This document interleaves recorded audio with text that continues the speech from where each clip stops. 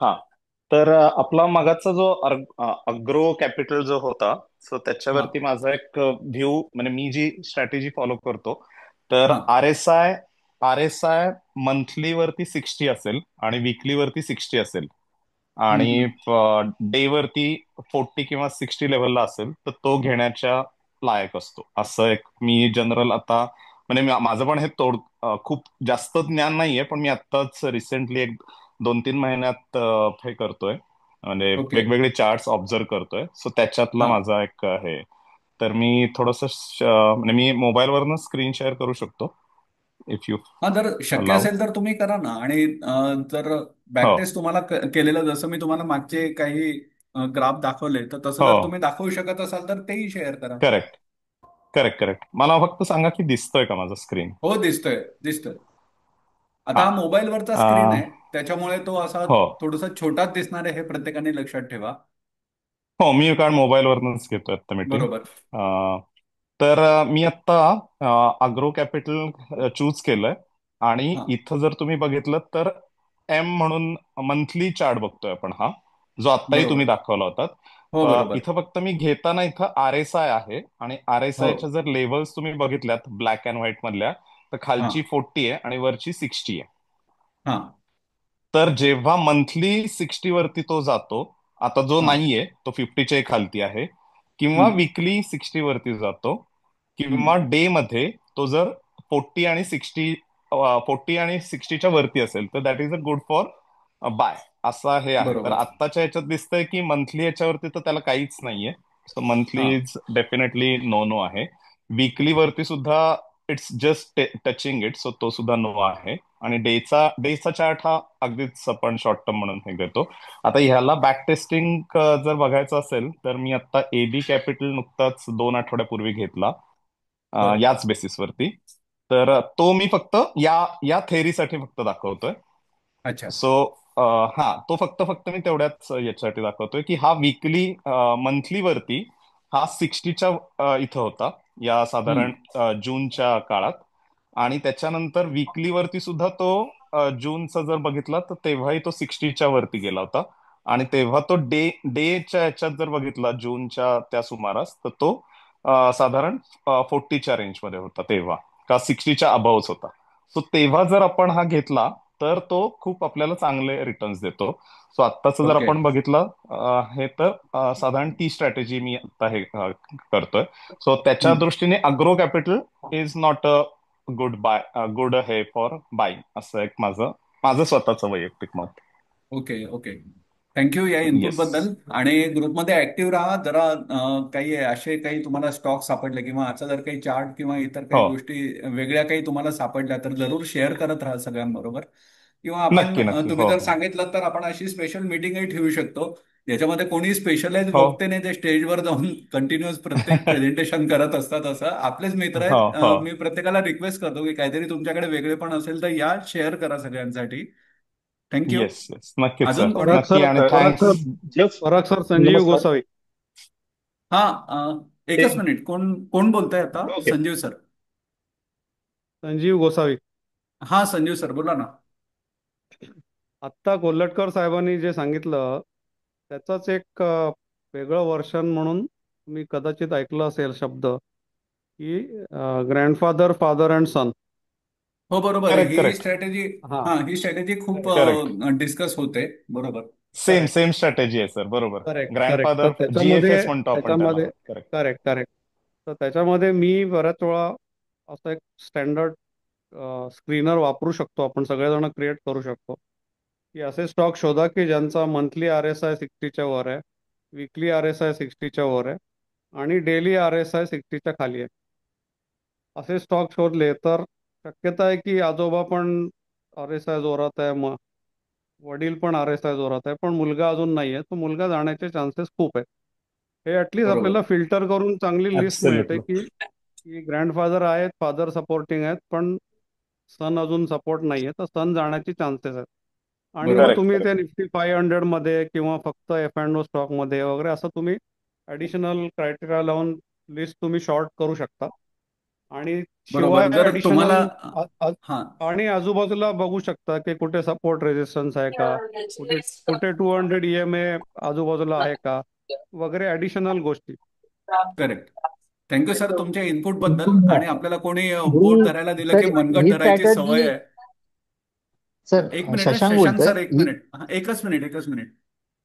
Sanjeev sir, आपल्याला बोट कोणी धरायला दिलं की मनगट पकडायची सवय आहे, तर त्याच्यामुळे तुम्ही ज्या स्क्रीनरचा उल्लेख केला तर तो स्क्रीनर आणि त्याच्यामध्ये मी निफ्टी फाय शेअर हंड्रेड करून वगैरे असं. Sir please. हा मी शेअर करेन. मी मी शेअर चार्टिंग करतो वरचं आहे. सगळ्यांबरोबर. येस. चार्टिंग मी टाकतो ग्रुपवरती.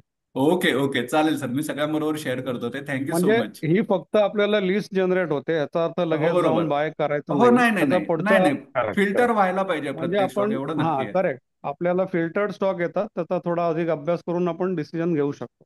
बरोबर. शशांक सर बोलत होते ठीक आहे. काहीतरी, आता तुम्ही बोला. हा, ही स्ट्रॅटर्जी म्हणजे डे ट्रेडिंग साठी उपयोगी आहे की लॉंग टर्म साठी? नाही, सर तुम्ही लॉंग टिपिकली टर्म साठी. स्विंग ट्रेडिंग साठी. स्विंग. हा. सर हे थोडंसं मी तुम्हाला ओके ओके सांगतो थँक्स. की तुम्ही वापरून बघा हे. डे साठी पण वापरायचं, स्विंग साठी पण वापरायचं, आणि लॉंग टर्म साठी पण हा स्टॉक चांगला आहे का हे बघायचं आणि तुमचे अनुभव कळवायचे. घेताना क्वांटिटी अगदी थोडी घ्या, 2 शेअर 5 शेअर वगैरे असे घ्या, त्याच्यामुळे तुम्हाला नुकसानही जास्त होणार नाही, पण ती स्ट्रॅटेजी चेक होईल. मी तुम्हाला परत एकदा सांगतो की ज्या लोकांनी या थेरीज सगळ्या बनवल्या किंवा या स्ट्रॅटेजी डेव्हलप केल्या, हे 1950 60 70 80 सालापासून मार्केटमध्ये आहेत ही लोक.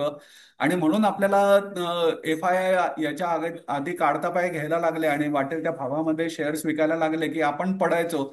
आपले मार्केट कुठच्या कुठे खाली रसातळाला जायचं आणि बाजारामध्ये पैसे लावण्यात काही अर्थ नाही, अशा निर्णयापर्यंत सगळेजण पोहोचायचे. पण आता आपली FII आणि आपण सगळेजण उशिरा का होईना जागे होतोय हळूहळू, आणि अशा पद्धतीने अभ्यास करत करत आपला कॉन्फिडन्स बिल्डअप होतोय. तर त्याच्यामुळे या थेरीज वरती विश्वास ठेवून थोडंसं एक्सपेरिमेंट आपण करा, थोडा वेळ घालवा त्याच्यामध्ये, पण अग्रेसिव्हली आता प्रत्येकाने मार्केटकडे बघावं असं मला वाटतं, पुढची ऍटलिस्ट 1-2 वर्ष तरी. परत सर, जोपर्यंत हा, परत बोला ना. हा, ज्यांनी ज्यांनी विचारलं, ज्यांना डे ट्रेडिंग मध्ये इंटरेस्ट आहे, त्यांच्यासाठी सेम स्ट्रॅटेजीमध्ये फक्त ग्रँडफादर, फादर आणि सनची डेफिनेशन बदलेल. मी स्वतः करत नाही, पण तरी तुम्ही करू शकता ज्यांना इंटरेस्ट आहे त्यांनी. त्यांच्यासाठी ग्रँडफादर म्हणजे डेली कॅन्डल, ओके, फादर म्हणजे आवरली कॅन्डल, आणि सन म्हणजे 15 मिनिट कॅन्डल. बरोबर, असं तुम्ही करू त्याच्याशी शकता की रिलेटेड. हां हो. हां युट्यूब वरती की एक जो ज्यांचा इन्फ्लुएन्सर आहे, हां तर त्या एका इन्फ्लुएन्सरचा व्हिडिओ माझ्याकडे आहे, तो मी आपली मीटिंग झाल्यानंतर शोधून पोस्ट करतो सगळ्या ग्रुपमध्ये. अच्छा, तुमच्यापर्यंत ते मला ही माहित नाही, सगळी पण कन्सेप्ट तुम्ही हा मी बघू शकता पाठवतो की ते. डेली डेली RSI 60च्या वर आहे, अवरली RSI 60च्या वर आहे, पण 15 मिनिट RSI 60च्या खाली आहे किंवा बरोबर. 40च्या खाली आहे. असे तुम्ही फिल्टर करू शकता. सेम मी जो चार्टिंगचा फिल्टर पाठवीन, हा, त्याच्यामध्ये थोडंसं मॉडिफिकेशन करून इझिली वापरू शकता. चालेल. Thank you sir. याच्या आधी पण मी कोणीतरी स्वतः म्हणजे डे लेवलला करत नाही. हां हा, कोलटकर सर बोलत होते त्यावेळेला, अजून कोणीतरी बोलणार होतं, तर तुम्ही अनम्यूट करून बोला.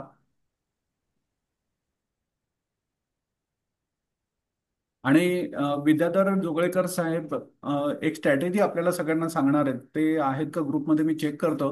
ते जर असले तर त्यांनी अनम्यूट करून आपली स्ट्रॅटेजी शेअर करावी. येस. नमस्ते. सगळ्यांना ऐकू येतंय नमस्कार, का? स्वागत आहे सर. हो, ऐकू येत आहे. हां.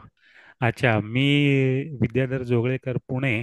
मी गेले 30 एक वर्ष जवळजवळ ट्रेड करतो मार्केटमध्ये. तर एका म्हणजे डेंजरस विषयाला मी हात घालू इच्छितो. तसा तो डेंजरस नाही आहे, पण बदनाम मात्र नक्कीच आहे. ते स्वागत म्हणजे आहे सर. हां, नाही नाही, एफएनओचा सगळेजण म्हणतात एफएनओ बदनाम आहे. पण मी सांगेन, मी म्हणेन माहिती आहे का, जे नादान लोक असतात ना, ते त्याला नावं ठेवतात, कारण ते त्यात वाटेल तसं काहीतरी करायला गेलं म्हणजे सुरी आपण हातात घेतली तर सुरीने आपण माणूस पण मारू शकतो आणि फळं पण कापू शकतो, असा प्रकार आहे तो. तर करेक्ट. मी बरोबर. स्वतः एफएनओ मध्ये ट्रेड करतो. आणि हा. ह्या स्ट्रॅटेजीनी माहिती आहे का, आपण नॉर्मली सगळे आपल्यात सिनियर सिटीजन सुद्धा खूप आहेत, तर त्यांच्यासाठी ही स्ट्रॅटेजी चांगली काम करू शकते.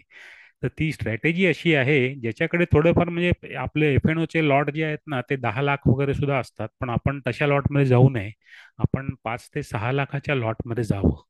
त्याचा फायदा असा की आपल्याला दर महिन्याला कन्सिस्टंटली 2 ते 3% सहज मिळू शकतात.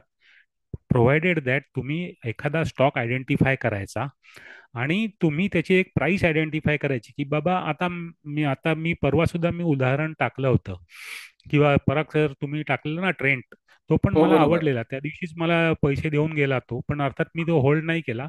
पण चांगले पैसे मिळाले म्हणून मी सोडून दिला. पण माझ्या त्यावेळेला माझ्या दुसऱ्या पोझिशन होत्या.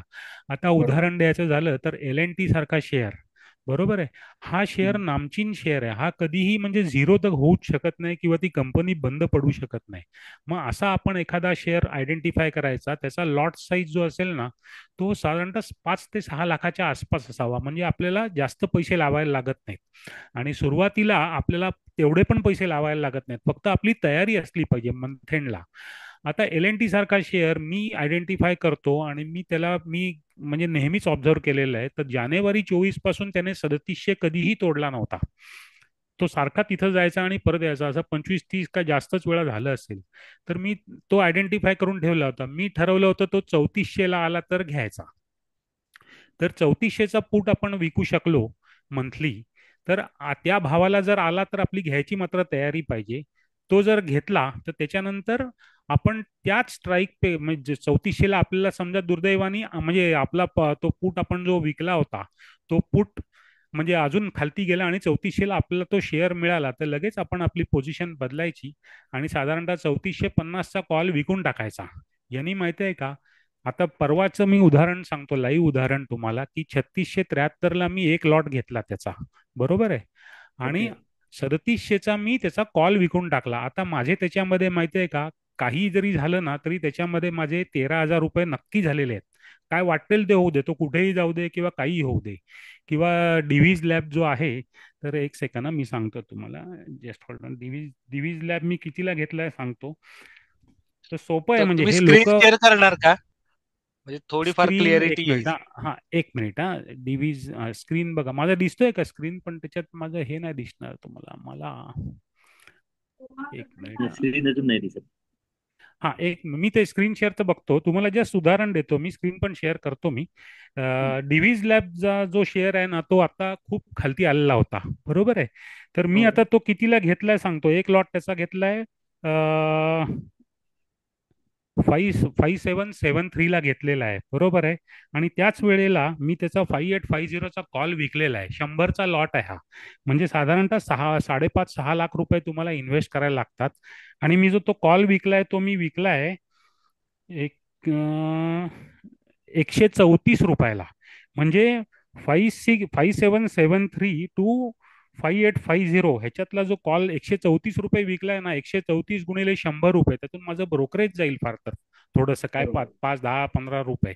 पण बाकी माझे त्यातले 13,000 रुपये माझे निश्चित झालेले आहेत. म्हणजे 28 ऑक्टोबरला जेव्हा त्याची एक्सपायरी होईल त्यावेळेला मला काही जरी झालं, जर तो वरती गेला तर माझा 134ला मी विकलेलाच आहे, तो कॉल माझा म्हणजे तो कॉल वाढत वाढत जाईल, पण माझ्या हातातले शेअर पण वाढतील.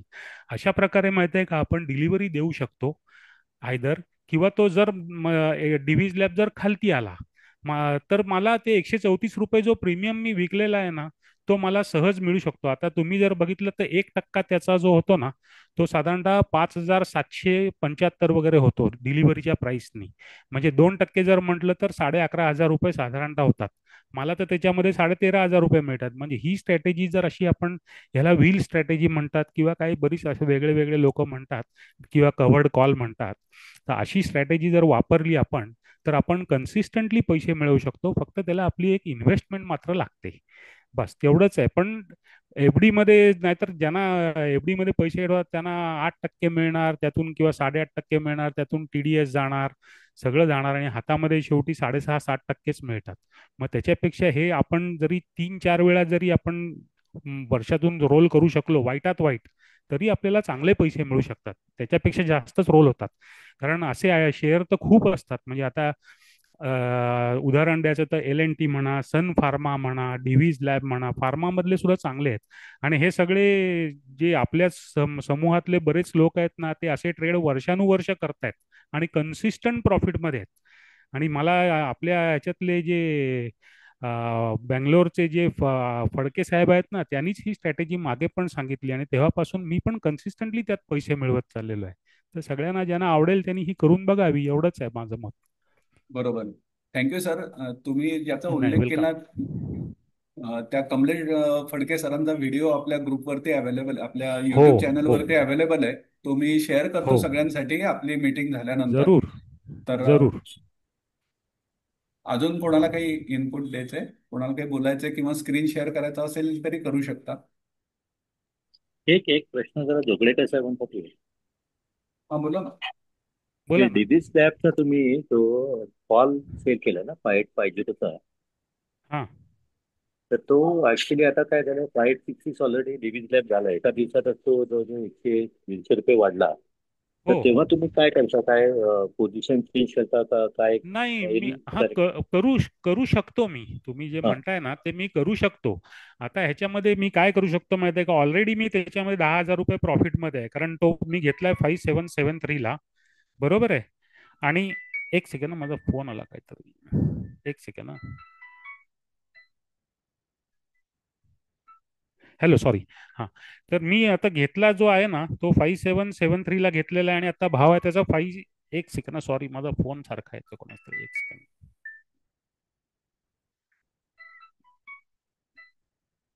Hello, sorry.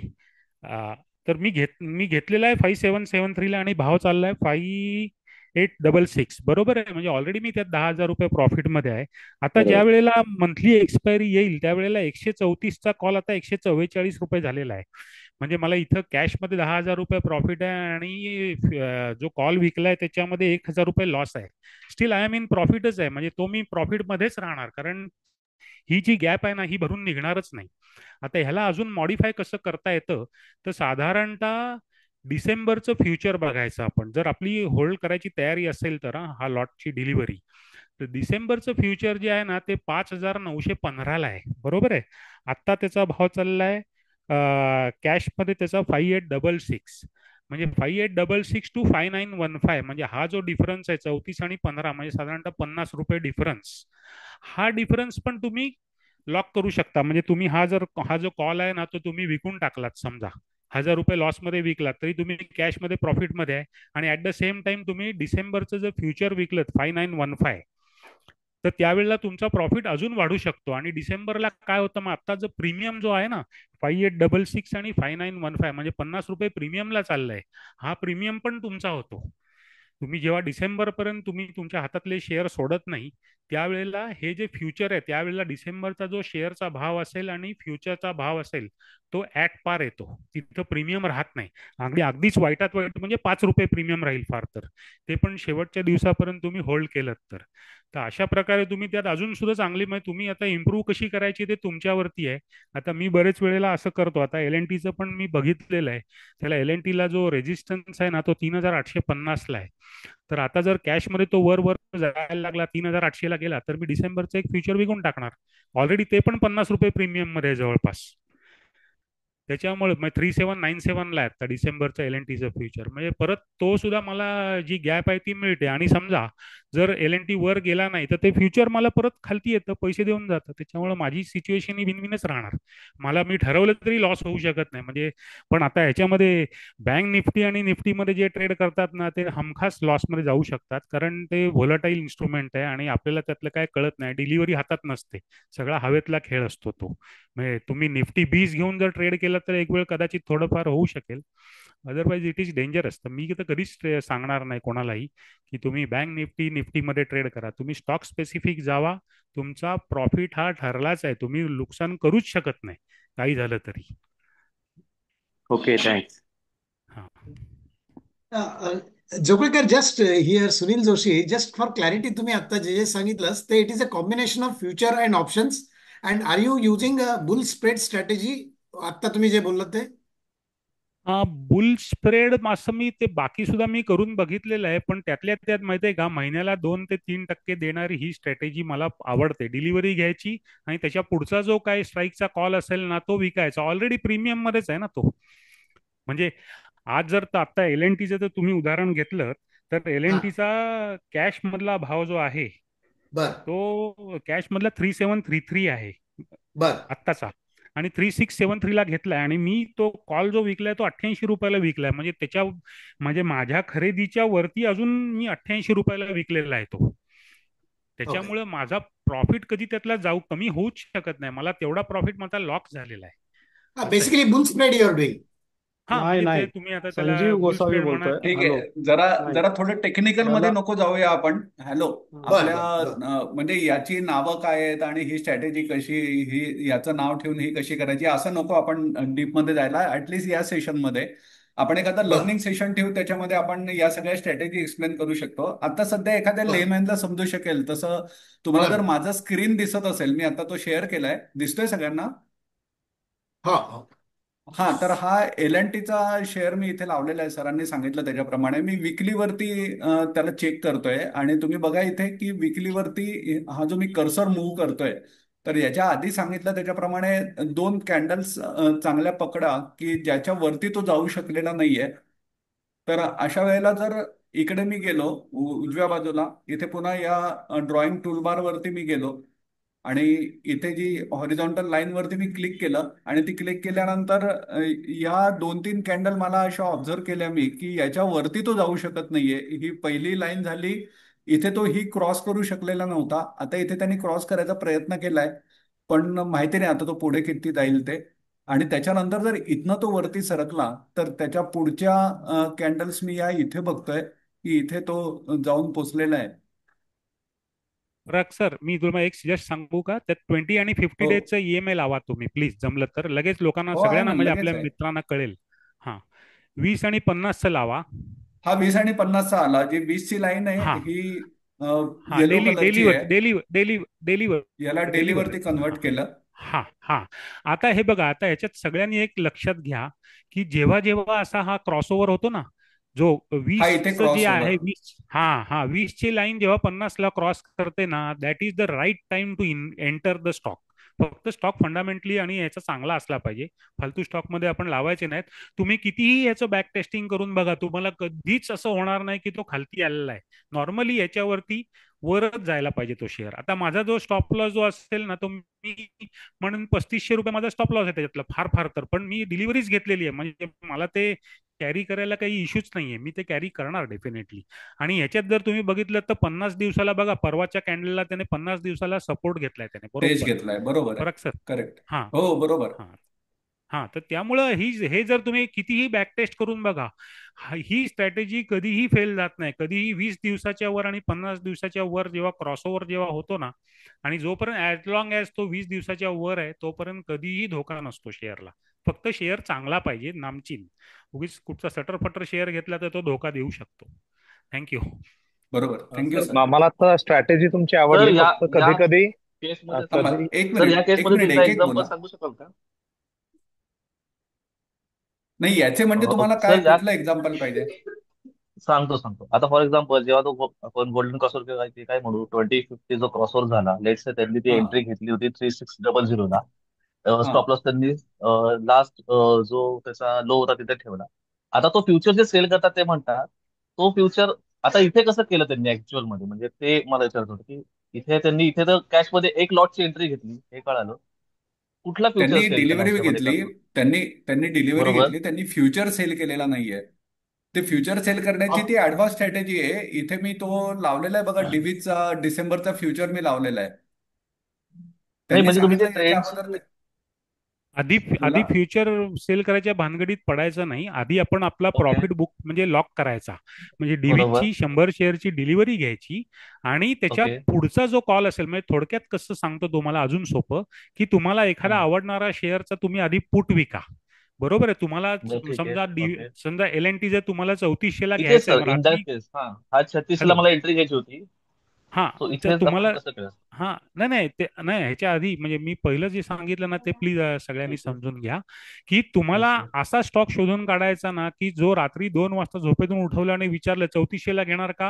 हो घेणार. बरोबर आहे. मग 3400चा पुट विका. ही सुरुवात अशी का करायची सांगतो तुम्हाला मी. म्हणजे पहिली गोष्ट, तुम्हाला तुमच्या भावाला स्टॉक मिळतो, बरोबर आहे. आणि जर तो त्या भावाला स्टॉक आला नाही, तर त्या पुटचा प्रीमियम तुमचा होऊन जातो. बरोबर आहे, डीके म्हणजे मिळाला पूर्ण तुमचं वरती. तुम्हाला नुकसान होण्याची शक्यता कुठे आहे याच्यात? काहीच शक्यता नाही. उगीच लोक म्हणतात एफ मध्ये सगळेजण लॉस करतात. अजिबात होऊ शकत नाही. जर तुम्ही सिस्टमॅटिकली केलं तर. पण तुम्ही बाकी काहीतरी करायला गेलं तर होऊ शकतो. आता एकदा तुम्ही प्रॉफिटमध्ये आलात ना, की अजून तुम्ही त्याला इम्प्रूव्ह करायला तुम्ही बघू शकता. आणि त्यासाठी तुमच्याकडे खूप टूल आहेत. चॅट जीपीटी आहे, परप्लेक्सिटी आहे. पण चॅट जीपीटी मध्ये थोडा एक डिसएडव्हान्टेज पण मी सांगतो. चॅट जीपीटी मध्ये सगळं बरोबर येत नाही. त्याचं कारण तुम्ही टाकून बघितलं ना, तर एल एन टीचा लॉट 150चा दाखवता. ऍक्च्युली लॉट 175चा आहे. पण परप्लेक्सिटी फायनान्समध्ये जाऊन जर तुम्ही बघितलं ना, तर तुम्हाला त्याच्यात लॉट साईज वगैरे बरोबर मिळते. म्हणजे चूक म्हणजे तुम्ही ज्या ऍझम्पशनवर पुढे जाणार ते बरोबर असलं पाहिजे ना, म्हणून मी जस्ट सांगितलं. आणि नंतर एकदा तुमचा प्रॉफिट लॉक झाला ना, आता त्याच्यानंतर तुम्ही पुढचं फ्युचर जाऊन विकायचं तुम्ही हे करा. हा कॉल स्क्वेअर ऑफ करा आणि फ्युचर विका. म्हणजे तुमची सिच्युएशन अजून चांगली प्रॉफिटमध्ये येते आणि तुमचा लॉस होऊ शकत नाही. असं आहे. ज्यांना विद्याधर, या मी समअप स्ट्रॅटेजीज करतो. मी खूपच हॅलो, वेळ घेतला परत. हॅलो ज्यांना या हा एकच स्ट्रॅटेजीज मिनिट. हॅलो एकच मिनिट विद्याधर, ज्यांना या तुम्ही जे बोलत होता त्याचं समअप करतो मी फक्त. तुम्ही ऍक्च्युली हा ऑप्शन रायटिंग करताय. हो, राईटच. विकत घ्यायचंच हा, नाही. ते तुम्ही विकत घ्यायला पहिल्यांदा माझा सांगा, मानस. कारण सगळ्यांना मला वाटतं तो उत्तर पाहिजे होतं. एक हा मिनिट सुनील कळलं, सर. मला कळलं. हॅलो हा, सुनील सर, एक मिनिट थांबा. मी सगळ्यांसाठी ते कमलेश फडके सरांचे जे व्हिडिओ आहेत ते मी शेअर चालेल करतो. तुम्ही ते चालेल व्हिडिओ ऐका, म्हणजे तुम्हाला बेसिक कल्पना येईल याच्यावरती काय आहे नक्की चालेल एक्झॅक्टली हे. आणि मग चालेल त्याच्यानंतर आपली ही जी मीटिंग आहे याचा पण मी व्हिडिओ अपलोड करणार आहे. मग चालेल त्याच्यानंतर तुम्ही जोगळेकर सरांनी काय सांगितलेलं आहे हे समजून चालेल घ्या, म्हणजे मग तुमच्या लक्षात येईल. आणि त्याच्या जोडीला मी आता जो तुम्हाला एक अगदी लेमॅन सारखा असा चार्ट, की मला सरळ असं समोर दिसतंय की या दोन कॅन्डल तर क्रॉस करू शकत नाही, म्हणून मी तिथे एक लाईन आखून ठेवली. तर या चालेल पद्धतीने तुम्ही अगदी साधं फॉलो करा. आणि ज्यांना काही अडचण आली तर आपण ग्रुपमध्ये आहोतच, ते शेअर करा. हे दोन मुद्दे सोडून अजून कोणाला काही मांडायचंय किंवा काही सांगायचंय स्क्रीन शेअर करून वगैरे?